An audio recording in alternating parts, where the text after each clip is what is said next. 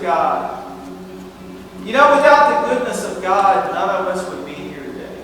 Amen? We read in Romans chapter 2, in Paul's great epistle, his masterpiece, the book of Romans. The Apostle Paul tells us that it's God's goodness that leads mankind to repent.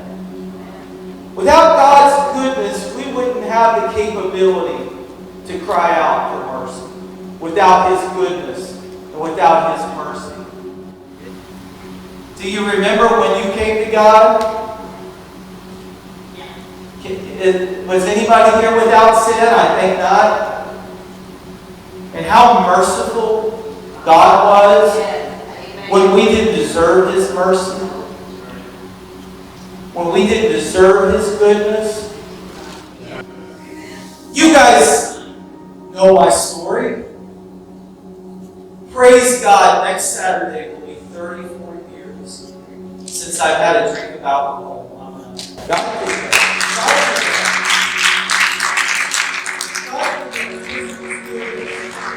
But here's something you may not know. You guys know what happened with my family.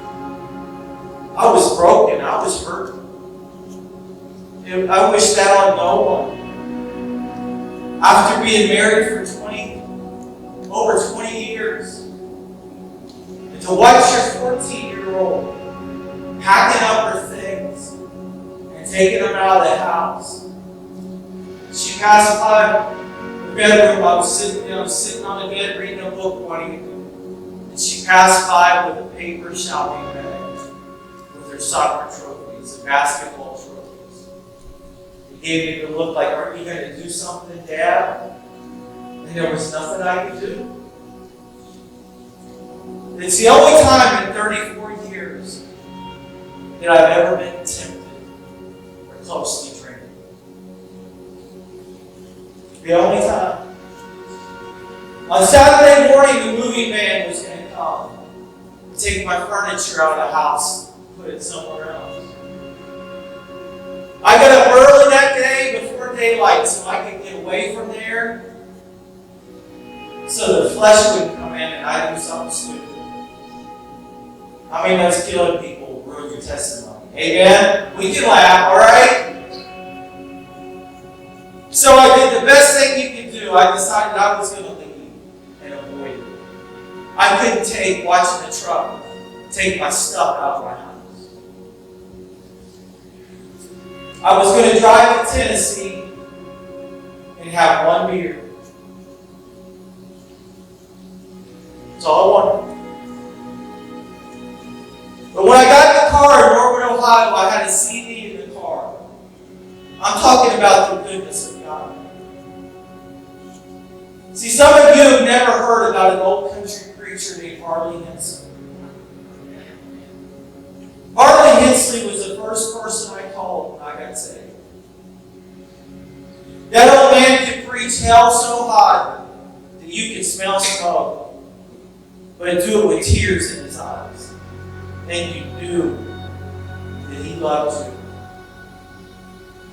When I was a sinner in my Indian years, you couldn't get me to go to church.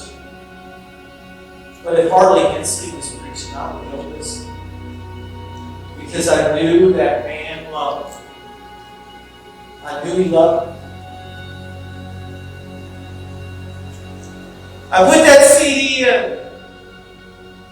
And he used to sing a song, "I wonder what they're doing in heaven today.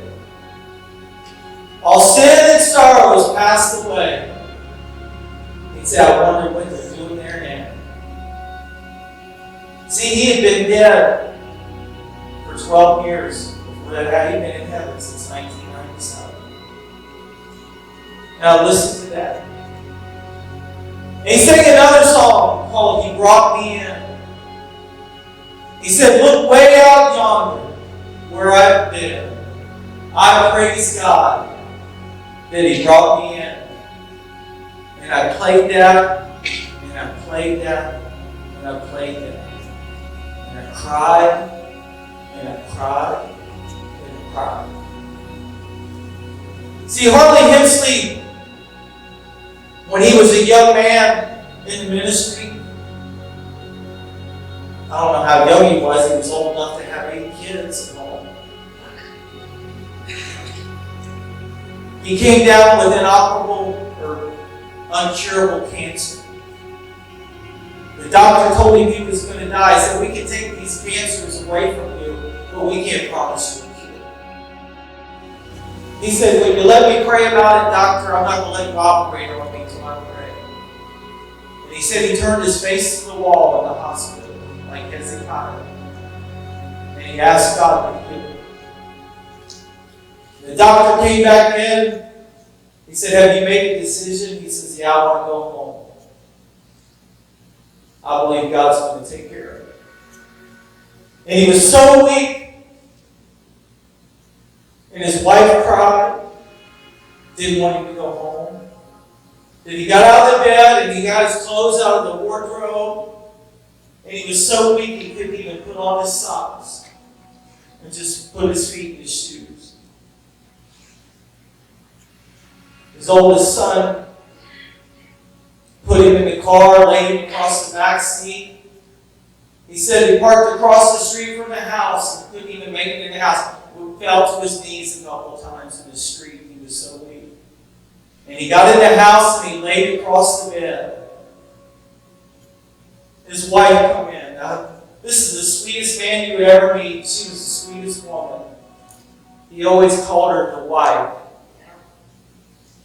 or mother, or Sister Henson. She said, what are we going to do? He said, I want you to call for the elders of the church, like the Bible says. And I want you to come and have them come and anoint me with oil. And that's what they did that day. He said they prayed for him. He felt the Spirit of God. And a woman began to prophesy over him and said that he would be all right. And he said he got up. He was so weak. But then he seen the form of a man. He couldn't see him from the feet, just see him from the waist up. And he said this man put his arm around him and whispered in his ear. Said, I've heard your prayers and I've healed you today. He got in his car the next day, this was on a Sunday, and he drove to Harlan, Kentucky that week. And he went into a 2-week revival. And he still had the bandages around his body. He said after preaching for 2 weeks, he was feeling those symptoms, and the devil was talking to him. You're not going to live. God didn't heal you. And the devil was pestering him. And he prayed. And God told him where to go and meet him on Sunday morning at noon. And he went up on top of the mountain. He said, the Spirit of the Lord said, right here. And he was between 2 oak trees and there was a rock. And he sat on that rock and he prayed.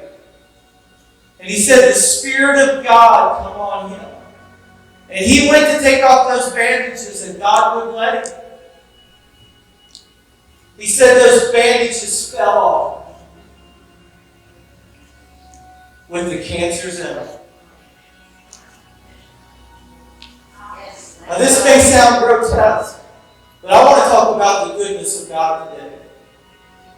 He said he picked those bandages up and he took them down off that mountain and he laid them in his brother's front yard. And the people began to come around and the glory began to fall. Said they even had the roots attached to them. That man lived many years after that. That man lived many years after that. That man sowed into my life. That man sowed into my life. In 2009, the closest I ever came to drinking is I listened to that old man who had been in heaven for already 12 years singing, "Look way out yonder, where I have been. I praise God that He brought me in. Sister Violet, by the time I got to Lexington, Kentucky, that desire for that beer left me. Hallelujah. That desire for that beer left me. I drove to Gatlinburg, Tennessee, and I walked and prayed for about 8 hours up until the evening along that creek there, the river there on Riverside Drive, whatever, River Road, whatever it is. I walked and I prayed and I walked and I prayed and I walked and I prayed. I got in my car and I drove back to Ohio and slept in an empty house. But I never did have that dream. I'm talking about the goodness of God. The goodness of God. The goodness of God. Even when we don't deserve it. The goodness of God.